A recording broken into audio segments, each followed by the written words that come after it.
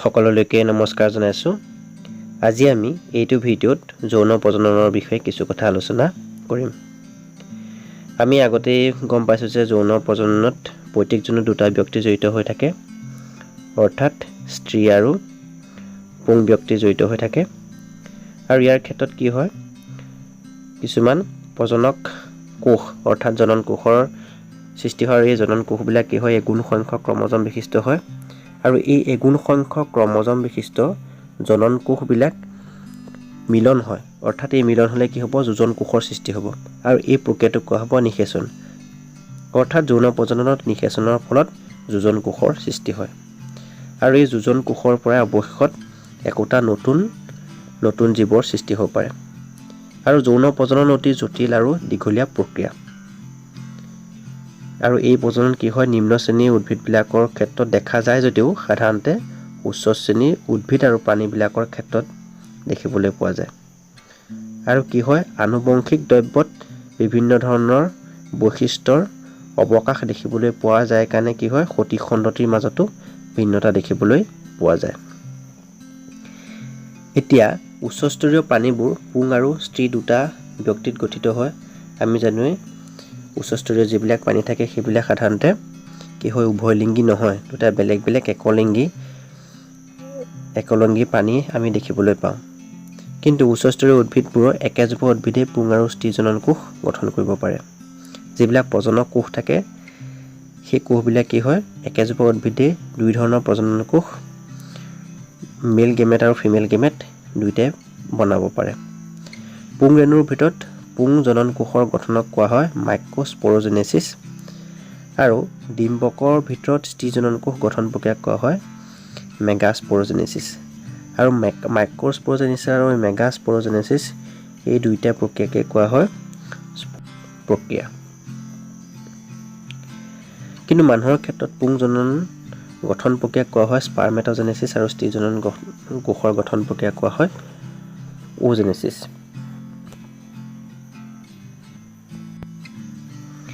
আমি যৌন প্ৰজননৰ বিভিন্ন দশাসমূহৰ বিষয়ে বিতংকৈ অধ্যয়ন কৰাৰ আগতে আমি কেইটামান কথা জানি ল'ব লাগিব যে নিষেচন কাক বোলে।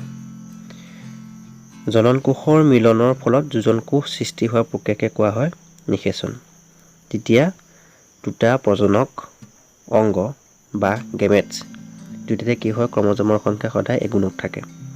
আৰু এই এগুণক থকা ক্ৰমজম বিশিষ্ট জনন কোষ দুটা যেতিয়া মিলন হয়, মিলন প্ৰক্ৰিয়াৰ ফলত কি হয়, যোজন কোষ সৃষ্টি হয়। আৰু এই যোজন কোষটোক কি হয়, দুগুণ সংখ্যক ক্ৰমজম বিশিষ্ট হয়। আৰু এই প্ৰক্ৰিয়াটোকে কোৱা হ'ব নিষেচন। তাৰপৰা আহিলে সমজনন কোষ কাক বোলে। দেখাত একেধৰণৰ বিপৰীত জনন কোষক সমজনন কোষ বোলে। যিবিলাক জনন কোষ দেখিবলৈ একে কিন্তু বিপৰীত জনন কোষ, অৰ্থাৎ মেল আৰু ফিমেল দুটা বেলেগ বেলেগ ভাগত থাকে। আৰু এইবিলাক কি ক'ত দেখা যায়, সাধাৰণতে খেলাৰ ক্ষেত্ৰত দেখিবলৈ পোৱা যায়। তাৰপৰা আহিলে অসমজনন কোষ। দেখাত ভিন্ন ধৰণৰ বিপৰীত জনন কোষক অসমজনন কোষ বোলে। ইয়াত লিখাটো অলপ খেলি মেলি হৈছে, তোমালোকে এইটো চাই ল'বা যে অসমজনন কোষ বোলে। উদাহৰণস্বৰূপে আমি মানুহৰ ক্ষেত্ৰত ক'ব পাৰোঁ, দেখাত সিহঁতে ভিন্ন ধৰণৰ, এটা ডাঙৰ হ'ব পাৰে, এটা সৰু হ'ব পাৰে। সাধাৰণতে কি হয়, যোনটো মেল গেমেট থাকে এইটো সৰু হয়, আৰু যোনটো ফিমেল গেমেট থাকে সেইটো অলপ ডাঙৰ হয়। এই চিত্ৰত প্ৰথমটো চিত্ৰত দুটা সমজনন কোষ দেখুওৱা গৈছে খেলাৰ ক্ষেত্ৰত। চিত্ৰ 1ত ক্লেড'ফৰা শেলাই বিধৰ সমজনন কোষ দেখুওৱা গৈছে। আৰু 2 নম্বৰ চিত্ৰত ফিউকাছ নামৰ শেলাইবিধৰ অসমজনন কোষ দেখুওৱা গৈছে। আৰু 3 নম্বৰ চিত্ৰত মানুহৰ অসমজনন কোষ দেখুওৱা গৈছে। তোমালোকে দেখিছে যে দুটা দেখাত বেলেগ বেলেগ ধৰণৰ, আৰু অকল ক্লেডছ পৰা যোনবিলাক শেলাই থাকে সেইবিলাকে কি হয়, সমজনন কোষৰ সৃষ্টি কৰে।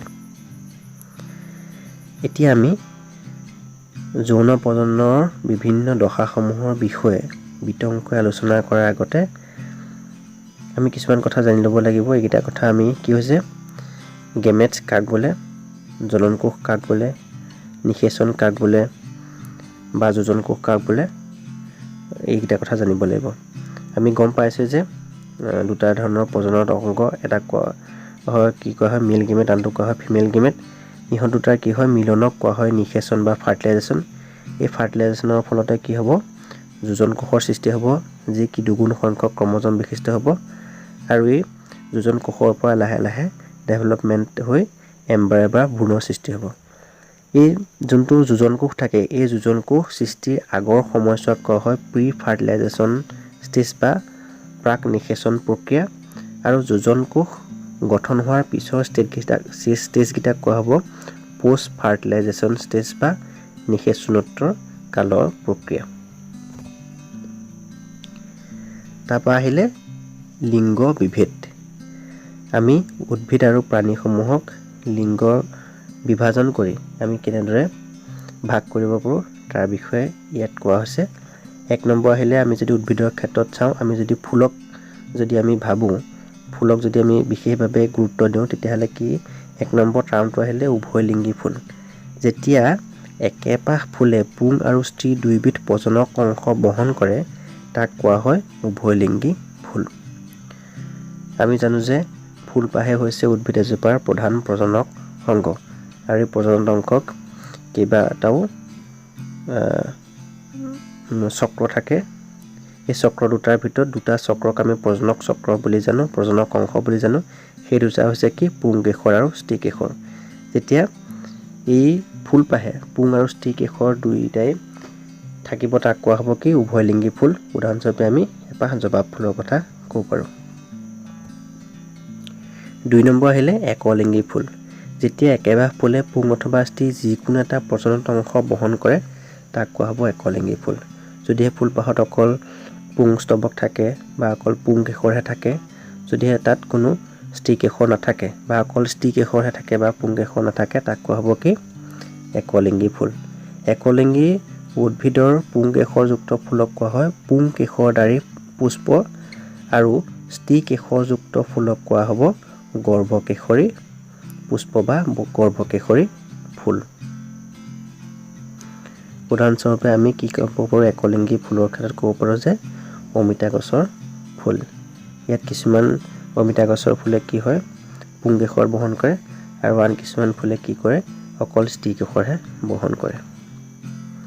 তাৰপৰা আহিলে সহবাসী উদ্ভিদ। আমি যদি চাওঁ সহবাসী উদ্ভিদ কি কাক কোৱা হ'ব, এজোপা উদ্ভিদে যেতিয়া উভয়লিংগী ফুল বহন কৰে, যদি একোজোপা উদ্ভিদতে যদি পুংস্তবক থকা স্ত্ৰীস্তবক থকা যদি এপাহ ফুল বহন কৰে, বা একেজোপা উদ্ভিদে বেলেগ বেলেগ অংশত একলিংগী ফুল বহন কৰে তাক কোৱা হ'ব সহবাসী উদ্ভিদ। আমি ধৰি ললোঁ এটা ডালত কি কৰিলে সি অকল পুং কেশৰধাৰী পুষ্পহে বহন কৰিলে, আৰু আন এটা ডালত কি কৰিলে স্ত্ৰী কেশৰধাৰী পুষ্প বহন কৰিলে, তেতিয়া তাক কোৱা হ'ব কি সহবাসী উদ্ভিদ বা মনোচিয়াছ প্লেণ্ট। তাৰপৰা আহিলে ভিন্নবাসী উদ্ভিদ। যেতিয়া বেলেগ বেলেগ উদ্ভিদে বেলেগ বেলেগ লিংগ বহন কৰে, পুং বা স্ত্ৰী লিংগ বহন কৰিব পাৰে তাক কোৱা হ'ব ভিন্নবাসী উদ্ভিদ। উদাহৰণস্বৰূপে আমি মাৰ্কেঞ্চিয়াৰ কথা ক'ব পাৰোঁ। তাত মানে মেল প্লেণ্ট আৰু ফিমেল প্লেণ্ট হিচাপে আমি ডিফাৰেঞ্চিয়েট কৰিব পাৰোঁ। যোনজোপা মতা গছ থাকিব সি অকল কি কৰিব পুংলিংগহে বহন কৰিব, আৰু যোনজোপা মাইকী গছ থাকিব সি অকল স্ত্ৰীলিংগহে বহন কৰিব। আমি ঠিক তেনেদৰে পানীৰ ক্ষেত্ৰতো কিছুমান নিম্নবৰ্গৰ পানীবিলাকৰ ক্ষেত্ৰতো উভয়লিংগিতাৰ ক্ষেত্ৰত দেখিবলৈ পাওঁ। কিছুমান নিম্নবৰ্গৰ পানীৰ দেহত শুক্ৰাশয় আৰু ডিম্বাশয় দুয়োটা প্ৰাথমিক জননাংগ থাকে, আৰু ইহঁতক কোৱা হয় উভয়লিংগী পানী। উদাহৰণস্বৰূপে আমি কেঁচু আৰু ফিতাকৃমিৰ ক্ষেত্ৰত এইবিলাক দেখিবলৈ পাওঁ। তাৰপৰা আহিলে একবৰ্ষী উদ্ভিদ, দ্বিবৰ্ষী উদ্ভিদ আৰু বহুবৰ্ষী উদ্ভিদ কাক বোলে। একবৰ্ষী উদ্ভিদ হৈছে যিবোৰ প্ৰজাতি উদ্ভিদ এবছৰত এবাৰহে ফুল ফুলে, সেইবিলাকক কোৱা হয় একবৰ্ষী উদ্ভিদ। অৰ্থাৎ এইবিলাক উদ্ভিদে কি বছৰটোতে সিহঁতৰ গোটেই লাইফ চাইকেলটো কমপ্লিট হয়। অৰ্থাৎ আমি জীৱনকালৰ আগতে যিটো পঢ়িছিলোঁ যে জীৱনকালত যে এজোপা উদ্ভিদেই হওক বা প্ৰাণীয়ে হওক তেওঁলোকৰ 3টা ফেজ থাকে। প্ৰথমটো হ'ব জন্ম, তাৰপৰা হ'ব বৃদ্ধি, তাৰপৰা হ'ব মৃত্যু। একবৰ্ষী উদ্ভিদবিলাকে কি হয় এই এটা বছৰতে সিহঁতৰ সম্পূৰ্ণ লাইফ চাইকেলটো কমপ্লিট কৰে, আৰু এটা ছিজনতহে সিহঁতি ফুলবিলাক ফুলে।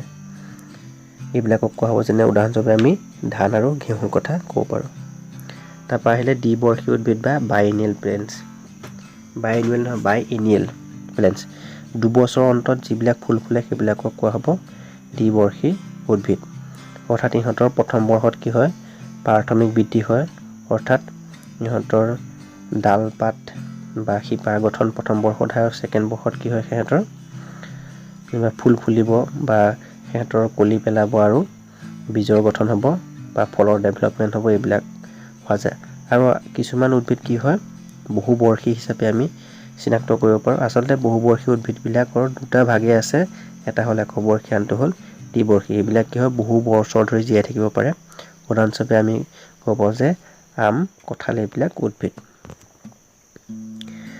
ইয়াৰ উপৰিও অগতানুগতিক ধৰণৰ কিছুমান উদ্ভিদ দেখিবলৈ পোৱা যায়, যিবিলাকে কি হয়, বহু বছৰ অন্তত এবাৰহে ফুল ফুলে। উদাহৰণস্বৰূপে আমি বাঁহ গছৰ কথা ক'ব পাৰোঁ। বাঁহ গছৰ কি হয়, 50ৰ পৰা 100 বছৰ অন্তত ফুল ফুলে। আৰু 2 নম্বৰ আছে ষ্টেবিলেন্থাছ কুন্থিয়ানা। ষ্টেবিলেন্থাছ কুন্থিয়ানাক নীলকুৰঞ্চ বুলিও কোৱা হয়। এইবিধ উদ্ভিদ 2006 চনৰ ছেপ্টেম্বৰ আৰু অক্টোবৰ মাহত 12 বছৰ অন্তত ফুলিছিল আৰু দেখিবলৈ খুব ধুনীয়া এক ধৰণৰ ফুল। সেই সময়ত কি হৈছিলে, কেৰেলা, কৰ্ণাটক আৰু তামিলনাডুৰ পাহাৰীয়া অঞ্চলৰ ৰাস্তাৰ দাঁতিত বিস্তৃত এলেকাত ফুলা এই গছবোৰে বৃহৎ সংখ্যক পৰ্যটকক আকৰ্ষণ কৰিছিল। এইবিলাকৰ কি হৈছে, ফুল ফুলাৰ সময়টো অগতানুগতিক ধৰণৰ, বহু বছৰৰ মূৰত এবাৰহে ফুল ফুলে। অৰ্থাৎ প্ৰজনন যোনটো ফেজটো সিহঁতৰ বহু দেৰিকৈহে আহে।